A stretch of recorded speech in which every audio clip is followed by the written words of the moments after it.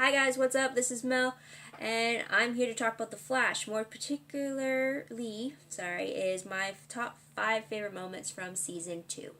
And today is September 10th, 2016. Sorry for the delay, guys. The last video I posted for The Flash had to do with the Comic-Con highlights that were revealed back in San Diego in July. So if you haven't checked that out, go check it out because those are pretty much the spoilers I got from seeing the panel highlights. So go check that out. I do understand if you don't want to, just to avoid spoilers for the upcoming Season 3. But with that said, guys, this video is a huge spoiler alert for Season 2 because my favorite moments of the season are jumped all over. So if you haven't seen up to the finale, then be prepared to be spoiled because then it's your own fault. So hopefully you still stick around to watch. But little quickly, guys, I just want to share the fact that I did go to a convention 2 weeks ago and I got to meet Danielle Panabaker, aka Caitlin Snow. Photo of my photo op with her is probably on screen right now. I have to say she's really nice, absolutely gorgeous, and she was just the sweetest thing ever when I got her autograph. It was just, yeah, she truly made my day. Definitely made waiting in line worth it for sure. She's just very nice, very bubbly, very charming.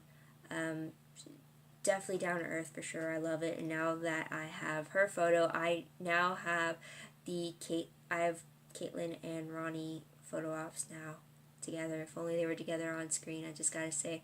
Also at the convention, I also got a henna tattoo of this from Orphan Black. It's Casima's tattoo. Because I was cosplaying as Casima, didn't show it in the photo though with Danielle Panabaker, which I'm kicking myself for, because that was the whole point why I got it.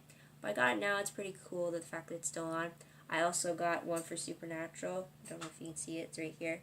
The pentagram. Or the anti-possession tattoo. Really liked it. This one's staying a lot longer, and I really think it's because of the placement of where it is. And the fact that this part of my arm is not really rubbing against anything a lot more often as my wrist. So there's that.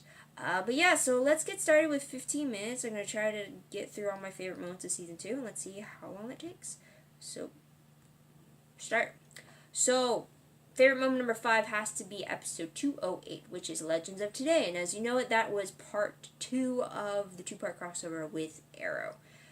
And reason why I liked it is not only because it's a crossover. I'm a huge fan of crossovers. But the fact that this year's crossover was actually 2 parts. The part 1 went straight into the part 2 that was shown on Arrow.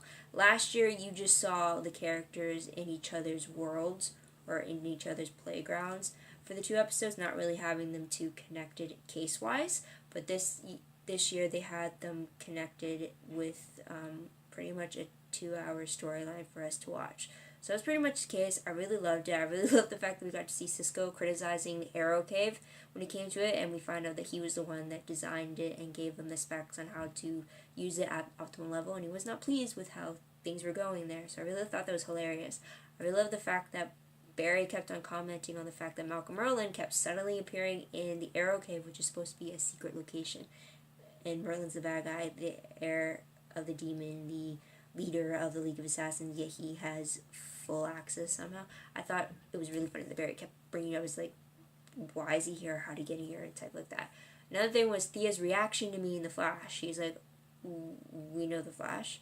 It's like, no one included me on the fact that we know The Flash. So like, this is a huge news day for her type thing. I thought it was pretty funny. And also I really like the fact that back at Oliver and Felicity's apartment, I thought it was hilarious how Barry was interrupting Oliver's toast. It was just funny. It was very lighthearted. It was a great moment for them until they were interrupted by Vandal Savage. So I just really liked that. It was pretty cool. Moment number 4 has to come from episode 221, The Runaway Dinosaur. The reason why I liked this episode was because we got to see Barry within the Speed Force. Now, the previous episode had us all really freaked out because the recreation of the particle accelerator explosion caused Barry to pretty much disintegrate in the machine, which had us all freaking out, even though we know that can't be it, with there being 20 out of 23 episodes. But the fact that episode 21 shows Barry actually within the Speed Force and actually talking to it as if it was a living entity, I thought that was pretty cool. It definitely gave a better gave me a better understanding of what the Speed Force meant, since it's been referenced so many times before. But I just thought it was just like some force, like not like some I don't know how to say it, not some intelligent life force that was deciding everything as it turned out to be, but just something that like is just standard knowledge, like you kind of know that 1 + 1 is 2, or that the force of gravity pulls things down. It's like not an actual thinking entity like it turned out being. It definitely created a better understanding every time they kept bringing up the Speed Force, how that's not how the Speed Force works, or that's not how the speedsters work the Speed Force. You know what I mean. Hopefully you know what I mean. But I really like the fact that you got a better understanding of that episode, or of the concept of the Speed Force. I definitely have to watch it again just to try to explain it. But it has been a while since I've seen it. But I definitely liked it for that reason. Moment number 3 has to be all the familiar faces that we got to see through time traveling. So sorry. First one has to be episode 211, titled The Reverse Flash Returns, and we got to see Eobard Thawne, the original version of Eobard Thawne, and we got to see his first encounter with the Flash and his team, and how that moment was what put them on his radar to be their adversaries, I guess you'd say. Even with Dr. Wells from Earth 2, he even explains, like, this is the moment that he sets his sights on you guys. This is the moment where he learned everything about you guys, and why he was so laser focused on you guys. So I really liked that we even got to see him again, got to see like how that was the moment he first time traveled to from the future before going back, and then going further back, and just, yeah, it's confusing. Another episode that I liked was episode 217, titled Flashback. Properly titled for obvious reasons, because we got to see Barry travel back in time to the previous year, to where he can interact with Eobard Thawne, who was posing as Dr. Wells. This was the episode where we first met Hartley Hathaway. So essentially, we got to see season 1 Barry fighting against season 2 Barry. We got to see the switching of the emblems. We got to see all the different little instances from that original version of the season 1 episode to what season 2 Barry had changed it to. And then it was also great how we got to see Barry tricking evil Dr. Wells, aka Eobard Thawne, into helping him return to the future, with the notion that if you don't return me to the future, I can't help you get to the future in timeline or whatever. It was really clever how he did that, for sure, and without messing up his own way the timeline works. So there's that. And also I really like that we got to see Eddie Thawne again, and it was really great because at that time in Barry's original present day, Iris was struggling with the idea of moving on, and the fact that Barry got to see Eddie again and record and get him to record a message for Iris under the guise of, if you weren't to see her again and you only had one message left to give her, what would you give her? So I think that gave her Iris the closure that she needed, which I really liked how it happened. It was very clever on Barry's part how he managed to achieve that. So there's that, many clever ideas from Barry in that episode. Okay, moving on to favorite moment number 2, and that has to be Earth 2. That is episode 213, titled Welcome to Earth 2, and then 214, titled Escape from Earth 2. I absolutely love their travel to Earth 2. Just seeing how this other world functions, just to see how it differs from the world we've come to know in the last 4 years. 4 because of Arrow combining it with the Flash longevity type thing, but also the fact that we got to see evil doppelgangers. We got to see an evil Caitlin Snow in the form of Killer Frost. We got to see an evil Ronnie Raymond in the form of Deathstorm, who was also in a relationship with Killer Frost, understandably so. Glad to see that no matter in both worlds, they always find and fall for each other. And we also got to see an evil Cisco Ramon, who calls himself Reverb, and we really got to see just how far Cisco's powers from Earth 1 could truly get, based off of how advanced Earth 2 Cisco happened to be. So that was great. I also really liked that we got to see Barry working with Jesse in trying to figure out a way out of their cells and trying to just figure things out together. It really shows on what level she's at. We've heard it from Dr. Wells, but there's one thing hearing a father gush about his daughter's capabilities than to actually see her perform those capabilities to that extent and even surpass it. So it's really fantastic. I really hoped from that moment that she would be a part of the team. So I'm glad we got to see a bit of it later on in the season. But enough of that. I really like that we got to see Earth 2 Barry giving Earth 1 Speedster Barry a speech about doing the impossible and not giving up, and pretty much giving the emotional speech that was needed for Barry to figure out how he could truly get out of his locked box. It was pretty much Barry giving himself a motivational talk, which is pretty funny yet pretty serious at the same time. And this is the first time we got to see the man in the Iron Mask being a true prisoner and how he reacts to the to everything that was happening around him, meeting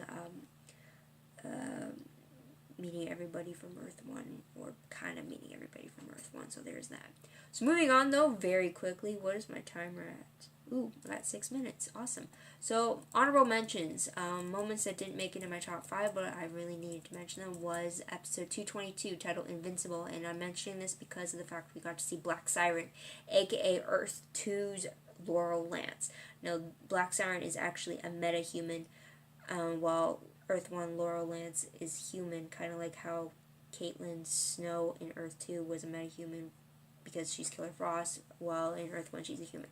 So it's great to see Black Siren and how, as Black Canary's counterpart, she was still able to have that canary cry, except she was able to actually produce it herself through her vocal cords, and just seeing just the capabilities of her powers, the fact that she's working with Zoom, is just really interesting to see that dynamic of her. So there was that. Another crossover moment that has to be mentioned is episode 215, titled King Shark. That is because we get Diggle and Lila coming to town and warning Barry of the fact that metahuman King Shark has escaped Argus custody and is coming after him. So that was pretty interesting. It was also great to see Diggle giving Barry some advice about some things, so it was just great to see that, since the previous time we still see Diggle being shocked over the fact that Barry has super speed. He's even shocked in this episode too. Lila even tells him to let it go, to get over it, and he's like, it's not gonna happen, or it's never gonna happen. So there's that. Another thing that really has to be mentioned is the crossover episode with Supergirl. In Supergirl episode 118, we get Barry crossing over into her world under the guise of trying to jump through portals, or jump through time, I believe it was. He had gotten the plans for the tachyon device to help him get faster in episode 117 of The Flash. And in this brief moment in 118, I believe, we see Barry disappear through a portal, and then he reappears shortly afterwards. In that moment, though, between his disappearance and his reappearance, that's when he appears on the Supergirl episode 118, and he meets Kara, and I absolutely love the relationship and dynamic between Barry and Kara. Absolutely love it. I wouldn't mind seeing a relationship happening between the two of them, but it kind of looks like at most they'd be good friends, because he acknowledges the fact that Kara likes James and vice versa. So there's that, but I definitely like the dynamic between the two of them. Also, the dynamic in the friendship between Barry and Winn was also great, just to see their scientific minds meshing together and being on the same wavelength for certain ideas was just fantastic to see. That dynamic duo, as they called themselves, was really awesome. I absolutely loved Barry's visit to National City. I hope we see it again. Can't wait to see how that's going to happen. But yeah, I definitely rewatch Barry's moments in National City over and over again after that episode aired. It was amazing, for sure. I loved it. But moving on to my favorite moment of season 2 has to be the finale, episode 223, titled "The Race of His Life." Title says it. Barry has to raise Zoom in order to defeat him. What I really liked about this episode was the fact of how Barry used Zoom's own trick against him, and that is creating an own time remnant. During the race, Barry has to raise Zoom around this magnetar, and the only way to stop the magnetar is if Barry is able to race ahead of Zoom and defeat him. Otherwise, if he doesn't, then Joe was going to be killed as he was held hostage. But if enough energy was collected from the two speedsters running, that powers up the Magnetar. So that kind of left Barry in a bit of a state. So he creates a time remnant for himself. So one version of Barry goes after the Zoom. The other one saves Joe and then tries to stop the Magnetar and pretty much makes for an epic destruction. What I also like, though, is the fact that Barry defeated Zoom without turning himself into a bad guy. He used the fact that by creating a time remnant that would call on the time wraiths who would come after him for messing with such a little bit of the time stream. But because Zoom creates so much more chaos in the timeline, they went after him instead. So I thought that was pretty clever. Very fantastic how that all happened, CGI-wise, or special effects-wise. That was pretty cool. So I really, really, really like that. It's definitely not what I was expecting. Another thing I wasn't expecting was like the last 5 minutes of the episode. The huge shocker was that Barry went back in time again to the night his mother was killed by the Reverse Flash, and he stops the Reverse Flash from killing Nora. He ultimately changed his whole life. He changed the timeline. So now the huge question is, what was changing that key moment going to do to his life? What's going to change? What's going to stay the same? And also the fact that this is also a part of the Arrow universe. It's also part of the Legends of Tomorrow universe. How is that going to affect? How is Barry changing that one moment in his history going to affect the moments in Arrow, or the moments that happen on Legends of Tomorrow, which is already a time travel show in itself? So it's amazing how nothing from that show affects the other two shows. But how is Barry changing that one moment going to change moments from Arrow? Is it going to stop certain deaths from happening? Is it going to bring a few characters back? Who knows? I really have no clue.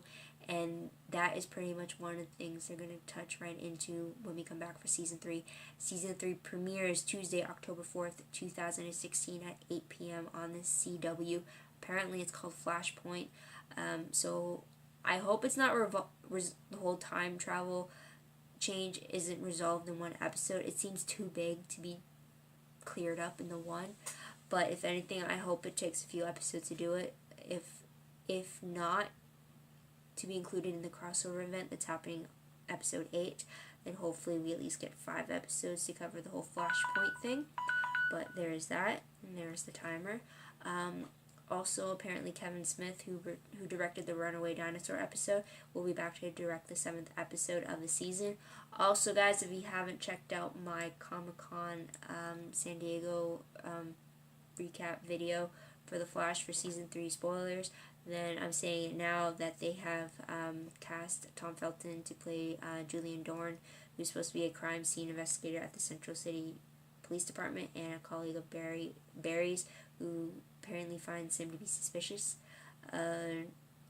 So there's that. There's also other more spoilers on that video for Season 3, so go check that out. More on casting news and stuff as well.